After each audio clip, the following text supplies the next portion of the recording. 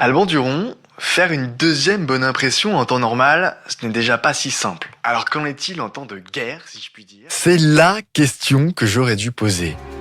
Dans le dernier épisode de Make Sense, j'ai reçu Alban Duron, diplômé de Schema Business School et directeur marketing de JC Deco, le pionnier mondial du mobilier urbain publicitaire. Autant dire l'un des plus grands influenceurs, dans le meilleur sens qui soit. Mon but, découvrir comment faire une deuxième bonne impression, le tout à partir du héros de Star Wars, Luke Skywalker. On a vu ensemble comment le faire en temps de paix, mais j'ai oublié de lui poser cette question. Make sense ? Make sense. Alban Duron, faire une deuxième bonne impression en temps normal, ce n'est déjà pas si simple. Alors qu'en est-il en temps de guerre, si je puis dire ? Qu'en est-il après un bad buzz ? Je prends l'exemple de Han Solo dans Star Wars. Il fait plusieurs fois mauvaise impression auprès de Luke Skywalker et de ses amis. En bon mercenaire qu'il est, il les abandonne. Et il doit, pour revenir en grâce, réaliser un acte héroïque et décisif. Alors comment refaire bonne impression quand on a fini par décevoir ? Faut-il encore privilégier une transformation progressive, comme vous l'évoquiez, ou, comme Han Solo, se montrer plus radical ? Pour refaire bonne impression, en fait, ce qu'il faut dire, c'est que c'est tellement plus difficile à obtenir de refaire bonne impression, mais c'est tellement plus précieux. C'est-à-dire que l'effort que va demander, le travail que va demander la bonne impression, la deuxième bonne impression et les suivantes, finalement, le résultat, c'est qu'il est plus précieux, plus pérenne et plus structurant pour nous, à titre individuel, personnel, comme pour une entreprise à travers ses produits et ses services.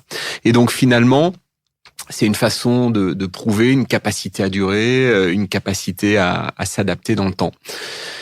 Quand on est en situation de crise, en fait, c'est la même mécanique. C'est simplement simplement façon de parler, qu'on est dans un environnement qui complexifie tout, qui avec beaucoup plus de tension, beaucoup plus de pression, beaucoup plus de regard, donc de visibilité des sujets. Il n'y a pas de recette miracle, mais il y a quelques règles qui sont quand même des bons points d'appui pour éviter de faire n'importe quoi. Le premier déjà, c'est du calme, mais beaucoup de réactivité. Il faut garder la tête froide, mais avoir une capacité à être très réactif, donc très lucide dans la façon d'agir. Et puis après, il faut dans ces moments-là beaucoup de transparence. Il faut dire les choses de manière très sincère. C'est la seule façon d'arrêter à un moment donné une situation qui est en perte de contrôle, de se donner l'opportunité d'être vu, entendu, compris. C'est important. Faut pas enjoliver, faut pas extrapoler, faut être vraiment sur des faits, des essentiels. Et parce que parfois la situation le nécessite, il faut beaucoup d'empathie quand on est sur des situations de stress ou de tension très fortes, ou en tout cas sur lequel l'humain peut être très affecté. Et ça vaut à tous les niveaux. Quand on vit des moments plus difficiles à titre personnel, ça vaut pour une organisation, pour une entreprise. On en ressort toujours grandi. Ça veut pas dire qu'on lève tous les problèmes, mais en tout cas, on pose des voies de sortie de crise plus favorables et plus rapides. Donc même en temps de crise, on reste du côté lumineux de la force. Oui, toujours rester du côté lumineux de la force. Il faut pas donner de l'obscur à l'obscur. Alors c'est facile à dire, hein, c'est un peu moins facile à réaliser, mais finalement la meilleure façon de ne pas vivre de bad buzz, c'est de rester dans la bonne impression permanente. C'est ça, en fait, si on devait se donner un objectif, c'est comment on fait bonne impression tout le temps, toujours, à différentes échelles, sur parfois des très gros projets, des très gros sujets, parfois sur des choses plus quotidiennes. C'est ça qui entretient. Et donc prévenir, c'est toujours mieux que guérir.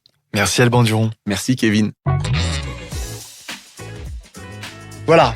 À vous de jouer, vous avez enfin le pouvoir de révéler tous vos talents et surtout de les montrer. En parlant de talent, vous êtes-vous déjà demandé si la beauté en était un ?